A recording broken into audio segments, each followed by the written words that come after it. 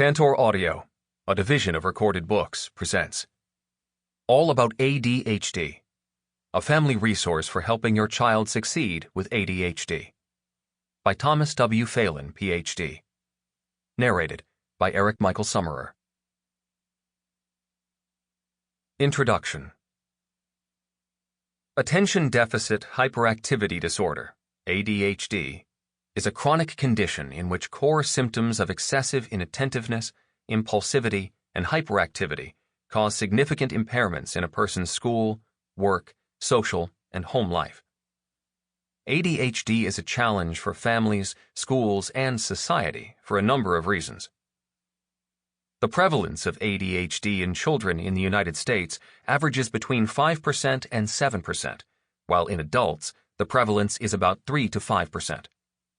Most of the time, ADHD does not go away, and lifelong management is therefore necessary. ADHD has been found in countries and regions worldwide, although its prevalence varies depending on geographical location. ADHD is complicated. It does not usually come by itself. More than 2/3 of children and adults with ADHD also have a second, comorbid, psychiatric disorder, and many have a third. These comorbid problems commonly include oppositional defiant disorder, conduct disorder, substance use disorders, anxiety, and depression. Individuals with ADHD are also more prone to learning disability and motor incoordination. ADHD strongly impacts families, and ADHD runs in families. About half of all mothers with children diagnosed with ADHD have experienced clinical depression. Parents with children with ADHD are more likely to experience marital conflict, separation, and divorce. Siblings of children with ADHD often feel mistreated and neglected, and they themselves are also at higher risk for ADHD as well as other problems. Because ADHD has a strong genetic component, it is very common for families to have several children and adults with ADHD living under the same roof. The prevalence, complexity, and negative impact of ADHD are the bad news. The good news is that reliable, useful, and scientifically accurate information about ADHD has become more and more widespread. More and more, children with ADHD are being properly diagnosed and treated. More classroom teachers are being trained to understand and manage ADHD, producing corresponding benefits to children with the disorder, their classmates, and to the teachers themselves.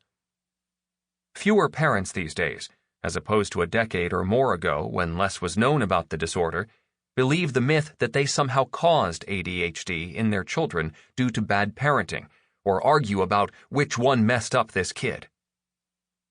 ADHD is now understood as a neurological, genetic, and treatable condition, not an indication of failings within the family. Many parents of children with ADHD and many adults with ADHD greet the diagnosis with some relief.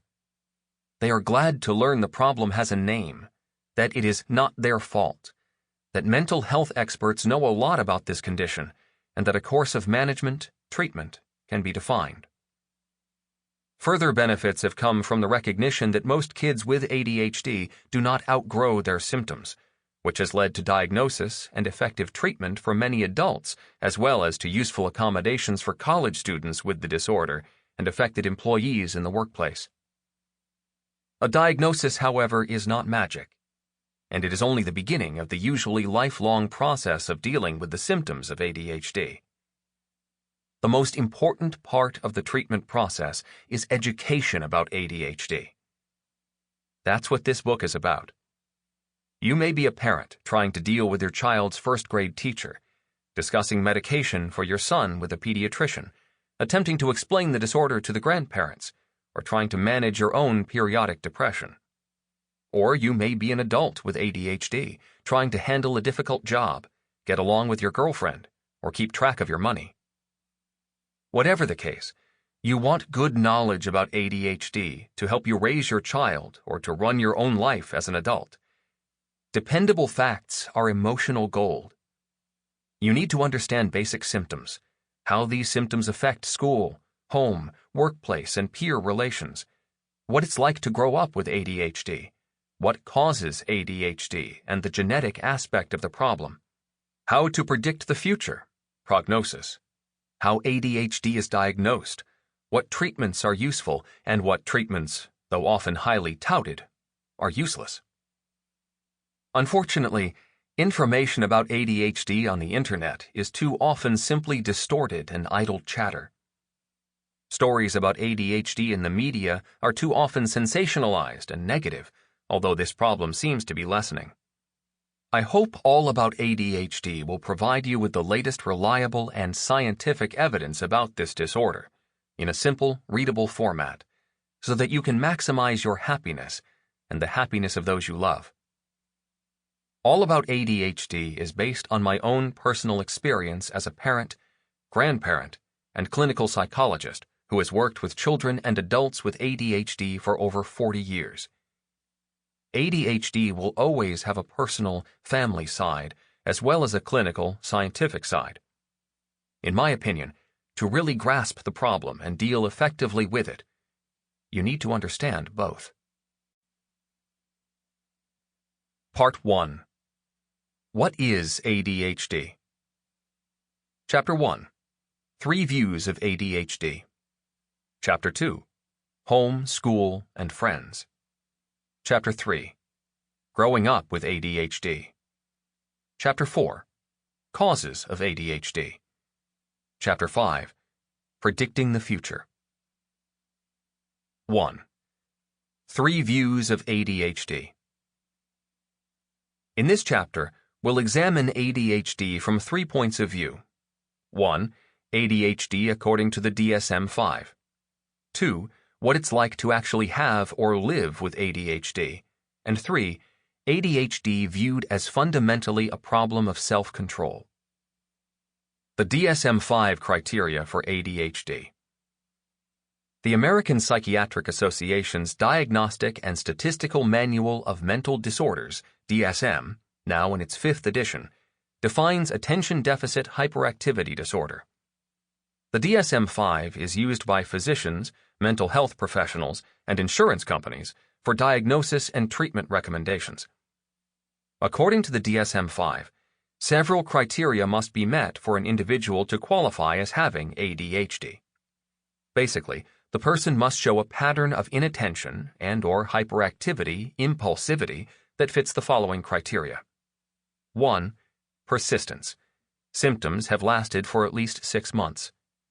2. Number of symptoms. Persistence of 6 or more symptoms for children through 16-year-olds, 5 or more symptoms for age 17 and up. 3. Early onset. Several symptoms existed, not necessarily diagnosed, prior to age 12. 4. Frequency and severity.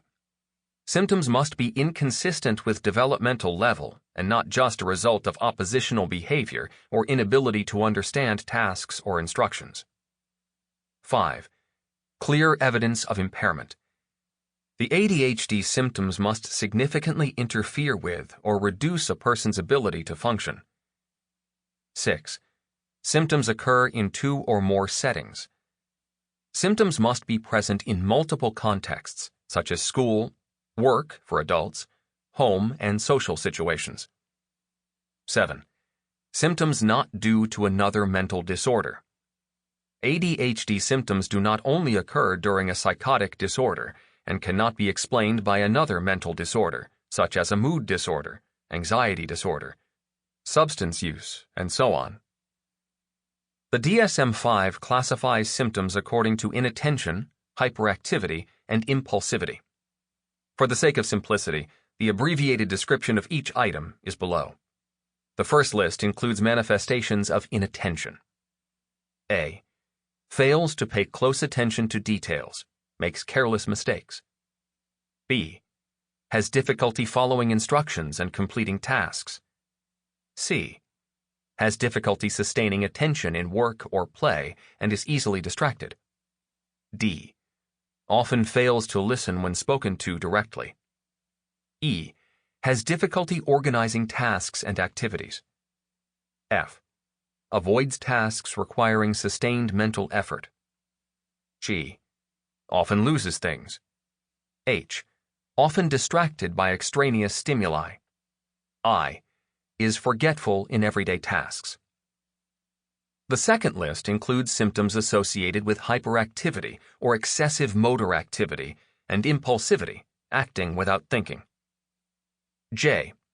Fidgets or squirms in seat. K. Leaves seat when remaining seated is expected.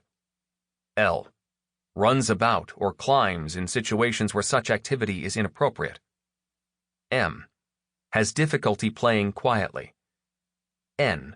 Acts as if driven by a motor, always going. O. Talks excessively. P. Blurts out answers before questions are completed. Q. Has difficulty waiting their turn. R. Interrupts or intrudes on others. Here's how the diagnosis is made. If a child qualifies for 6 or more items on both lists, the diagnosis is Attention Deficit Hyperactivity Disorder Combined Presentation, ADHD-C. Individuals with this diagnosis have trouble paying attention, and they are also overly active and/or impulsive. If a child qualifies for 6 of the 9 inattentive items but does not meet 6 of the 9 hyperactivity-impulsivity criteria, he or she would be described as having Attention Deficit Hyperactivity Disorder Predominantly Inattentive Presentation, ADHD-PI. These children are not restless or disruptive, but they do have trouble focusing on tasks, sustaining attention, and organizing and finishing things. Finally, what if you meet the hyperactivity-impulsivity criteria, 6 or more items, but not the inattentive criteria? The DSM-5 does recognize a predominantly hyperactive impulsive presentation, ADHD-PHI, but there is some controversy about whether or not ADHD-PHI is truly a separate entity. The opinion of many experts is that the predominantly hyperactive impulsive presentation is really a younger version of the combined disorder. The DSM-5 also makes a couple of other changes in ADHD criteria. Unlike the previous edition, the DSM-4, the manual describes ADHD presentations instead of types, recognizing the fact that the different kinds of ADHD are not really rigid types, but more like fluid conditions that may change with time. In addition, the number of items required to qualify for one of the two scales, inattentive and hyperactive impulsive, was lowered for adults from 6 to 5. This change was made because many adults can still experience ADHD impairment, even though they may not hit the 6-item cutoff.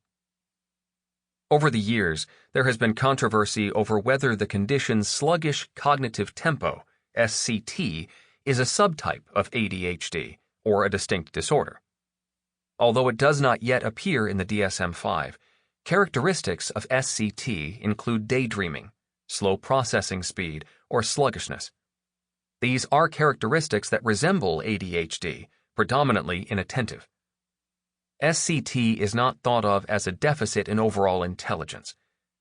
Most research on SCT to date involves children, but the feeling is that this is a new clinical entity separate from ADHD. Living with ADHD. The DSM-5 provides an accurate but still largely clinical view of ADHD. Symptom lists are a useful and necessary part of diagnosis, and the DSM criteria have been researched and standardized extensively. But symptom lists do not describe what it is like to be, or to live with, a child or adult with ADHD. Below are 8 characteristics that are often experienced by individuals with ADHD.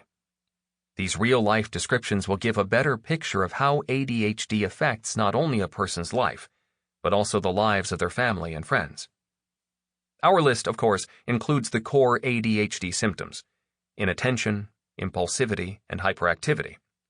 But we'll provide a fresh perspective by adding 5 new entries. Children and adults who qualify for ADHD-C will often show all of the attributes on our list. On the other hand, people with ADHD-PI may fit only items 1, 6, and 8. 1. Inattention, distractibility. 2. Impulsivity. 3. Hyperactivity. 4. Difficulty delaying gratification. 5. Emotional overarousal. 6. Non-compliance. 7. Social problems. 8. Disorganization. Inattention, distractibility. The child with ADHD has an attention span that is too short for his age. He cannot sustain attention on a task or activity, especially if he sees that activity as boring or semi-boring. Naturally, most children with ADHD spend a good deal of their time in school, and we hear from them over and over again how boring it is. Ask children with ADHD what they don't like about school, and they may simply say, the work. It is a significant strain for these children to try to stay on task. They are fighting an invisible problem they don't understand. The stress they experience is considerable, and, for those who have not gone through it themselves, hard to imagine. As they get older, children with ADHD often begin to feel like they are stupid, and they are often accused of being lazy, experiences that will likely damage their self-esteem. What sometimes confuses the picture, however, is that many children with ADHD can pay attention, or sit still, for limited periods of time. I have found they may be able to do this when they are in situations that have one or more of 4 particular characteristics. These characteristics are A. Novelty, B. High interest value, C. Intimidation, D. One-on-one with an adult. This temporary ability of children with ADHD to sit still and concentrate can amaze people who have previously only seen these kids in their hyperactive mode. It can also produce plenty of missed diagnoses. Examples of these special situations? The first 2 weeks of a school year, novelty. Watching TV or playing video games, high interest value. A visit to a pediatrician's office, intimidation. Going to a ball game alone with mom or dad, one-on-one. And psychological testing, all 4.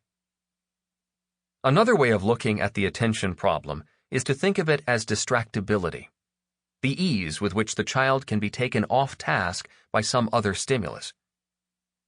Children with ADHD respond automatically to anything new. Many children with ADHD can tell you how much it bothers them when the garbage truck pulls up in the parking lot during social studies, when someone's using the pencil sharpener, or when they have their socks on inside out. In my experience, distractors for individuals with ADHD come in 4 forms: visual, auditory, somatic, and fantasy. Visual distractors are things within the child's field of vision that draw his attention away from his work or task. For example, someone walks by and causes him to look up, and then he may not be able to return to his work. Auditory distractors are things the child hears that bug him. They can be obvious, loud noises, or quieter sounds like the ticking of a clock, someone tapping a pencil on a desk, or another child sniffing.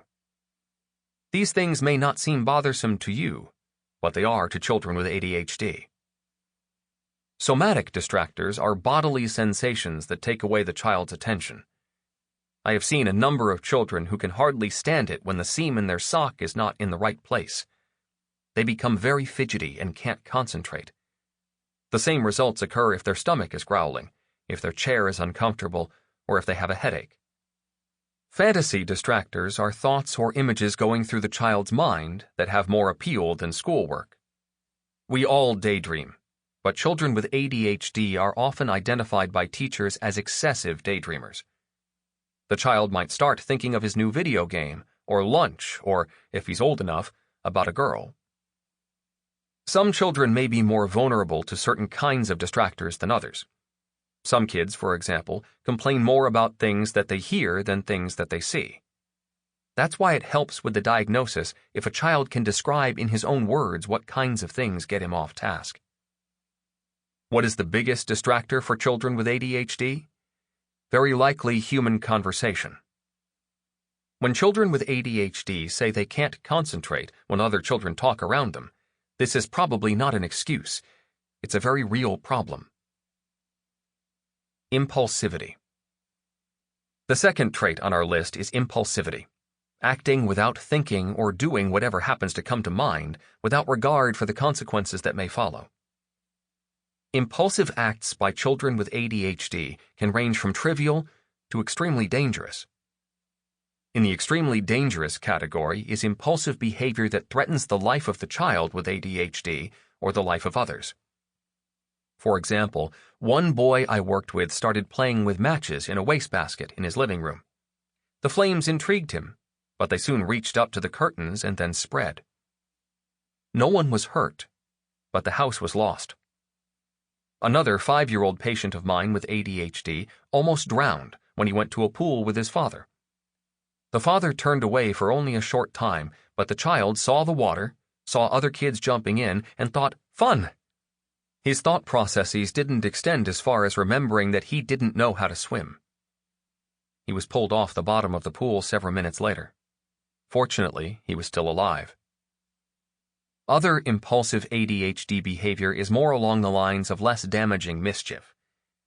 In school situations, teachers will often recognize children with ADHD by their tendency to blurt things out in class and forgetting to raise their hand.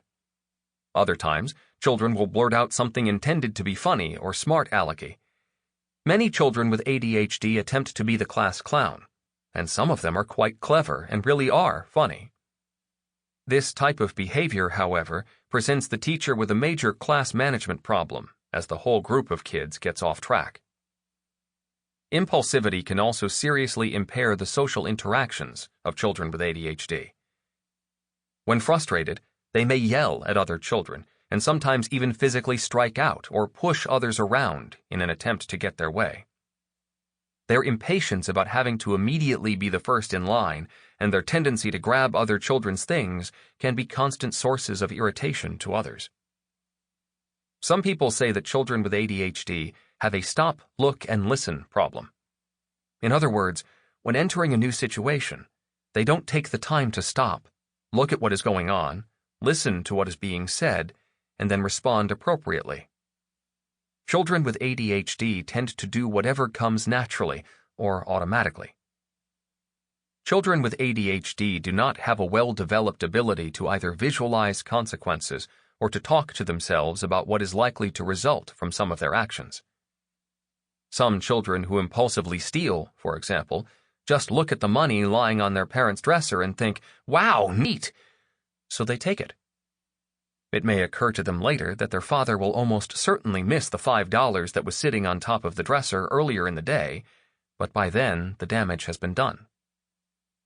Children with ADHD often lie for the same reason. When asked if their homework is done, the child with ADHD may quickly respond yes because they don't want the potential hassle of having to do their homework now, and they don't think of what will happen later when they are caught. Parents are often amazed and mystified by this phenomenon. They can't imagine anyone being so stupid as to lie, not just once, but repeatedly, knowing he will certainly be caught later. Hyperactivity. Hyperactivity is a probable symptom of ADHD, especially in younger, pre-adolescent children. Hyperactivity involves gross motor restlessness, not just being fidgety. Parents describe their children as being always on the go or acting like they are driven by a motor. Being around this constant activity can be draining and irritating for parents. Repeated but useless suggestions to sit still or calm down may often be heard around the house. Even among children who are hyperactive, the hyperactivity will usually greatly diminish by adolescence. This explains why people used to think that hyperactivity would be outgrown. The typical reduction in activity level with age doesn't mean, however, that restlessness and other ADHD symptoms are gone. These characteristics usually continue into adulthood. In addition, hyperactivity itself is not constant. Children with ADHD, combined presentation type, can sometimes sit still in situations that are new, fascinating, somewhat scary, or one-on-one. Girls with ADHD tend to be less hyperactive and less impulsive than boys with ADHD. But not all children with ADHD are hyperactive, as evidenced by the existence of ADHD predominantly inattentive. This diagnosis is meant for children who have difficulty concentrating but who do not present a lot of behavioral problems. These children do exist, but among children with ADHD, they are in the minority. Children with ADHD predominantly inattentive often fall through the cracks in a school system because they don't aggravate anyone very much. Because disruptive behavior drives school referrals, the children with the most severe cases of ADHD tend to be the ones who receive the most aggressive treatment. Difficulty delaying gratification. Another trait I have commonly found in children with ADHD is difficulty delaying gratification. You might think of this one as simply a bad case of impatience. To parents, it often feels like the child is saying, "I want what I want when I want it, and I want it now. If you don't give it to me, I'll have a temper tantrum, or I'll badger you until you give it to me." When children with ADHD get an idea in their heads about something they want, they can be remarkably persistent in pursuing it. This kind of behavior often makes shopping with them a miserable experience. Unless you're at a store that has nothing of interest to them, they will see a million things and want all of them in sequence. This difficulty in delaying gratification makes some parents feel defeated before they even leave home, because they think just about any shopping trip is going to mean buying the child something. Parents may begin to avoid going to the store with their children so they don't have to deal with the embarrassment of horrible public tantrums when they refuse to buy their children something they want. At school, difficulty handling delays can manifest itself in a number of ways. Children with ADHD may shove others in order to be first in line, or run down the hall bumping into people to be the first one out for recess. In schoolwork, impatience can show itself in hurried, messy work. Children with ADHD simply want to get it out of the way as soon as possible, rather than take the time to do a good job on it. This attitude can mean not reading directions and doing a lot of schoolwork the wrong way. Difficulty with delay can also result in sloppy handwriting. However, since many children with ADHD also have trouble with fine motor skills, it is sometimes hard to tell if they are rushing, if their sloppy work is the result of a problem with fine visual motor coordination, or if it is some combination of both. The tendency toward impatience can also mean any holidays that involve gifts, such as birthdays, Hanukkah, or Christmas, can be stressful. Children want their presents early, or they get overly excited and badger their parents incessantly. Some children with ADHD have trouble with soiling or wetting themselves because of their difficulty with delay. They are out playing and having a good time. They feel the need to go to the bathroom, but they can't put off the next few minutes of play. The urge to go to the bathroom builds, they keep repressing it, and then, in a moment of physical exertion, they lose control and soil or wet themselves. Even after this happens, some children will continue to play because they still don't want to go in. If you think of this kind of mentality, you can easily imagine why one of the words that frequently comes out of the mouths of children with ADHD is boring. Imagine you are always thinking about what the next exciting thing to come along is going to be. In the meantime, you feel like you are just sitting around, and the minutes are crawling by.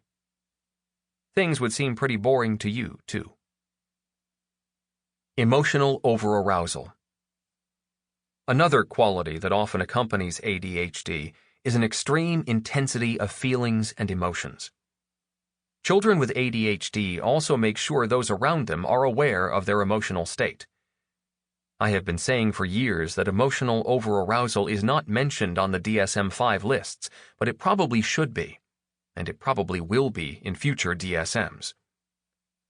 Perhaps the two most common emotions involved in this regard are happiness or excitement on the positive side and anger on the negative side. Happy children with ADHD are frequently overly excited. They get into what I call a hyper-silly routine, especially in unstructured groups with other children. They may run around frantically, talk loud, and act goofy. Parents may be embarrassed by this display, and other children may find such behavior unusual. Who doesn't know what's happening? Children. Sample complete. Ready to continue?